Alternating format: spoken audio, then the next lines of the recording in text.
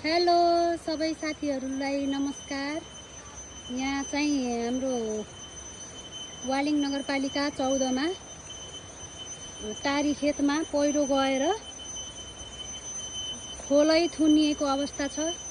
यहाँ पुल पनि थियो, पुल पनि थुनिएर खोलो पनि थुनिएर खोलो चाहिँ यता खेतबाट हिँडिया छ।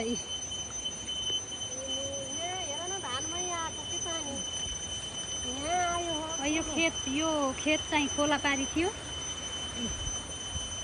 कस्तो डर लाग्ने गरेको कि झन् यसरी सुक्खा अहिले पानी पनि आएको थिएन। यस्तो सुक्खा मौसममा पनि यति ठुलो पहिरो गएको छ। त जानी गरम अझै जारी जस्तो छ। हेर त यसरी पहिरो गएको छ। यो रातिको समयमा बुढा र दिदी घर यो पहिरो चाहिँ खोलो चाहिँ यो खोलो थुनिएर यहाँबाट खेतबाट यी धान खेतबाट चाहिँ खोलाको पानी गएको छ। खोलो थुनिएर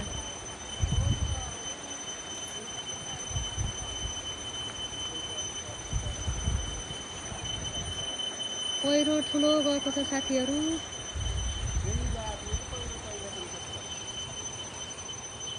खोलो थुनिएर गर्छ भने ठ्याक्क ठाम चिन्न पर्यो कि यो खनी यहाँतिर नि होइन छ यतापट्टि खोला हिँडेको अवस्था। सानो पहिरो गएको थियो, ठ्याक्क लुकेर आएको अलिकति झरिएको थियो। धन्न तिनीहरूले खाल्ने गरेर अझ जान अझै पनि जान्छ क्या। हेर्नु त ए बा त्यस्तो मलिलो माटो छ त। अनि पानी चाहिँ बगिराखेर नि मुलै उठिएर खेत त मलिलै हुन्छ नि। माथिबाट पानी आएको देखिया छैन नि।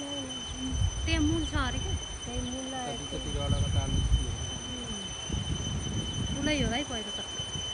यो पहिरोलाई सानो भनिन्न। यत्रो खोलो थुनेर खेत जति उहाँ ठुलियामाहरूको नि त्यो पनि यता लोकेदारको फेरि धान उठाएको हेर्नु नि ठ्याक्क हिजो उठा घरमा हिँड्दै केही नभएको होइन।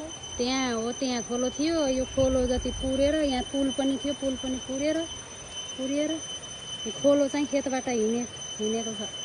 ओहो अब त यो धान पाक्न लाग्छ यताका धानहरू।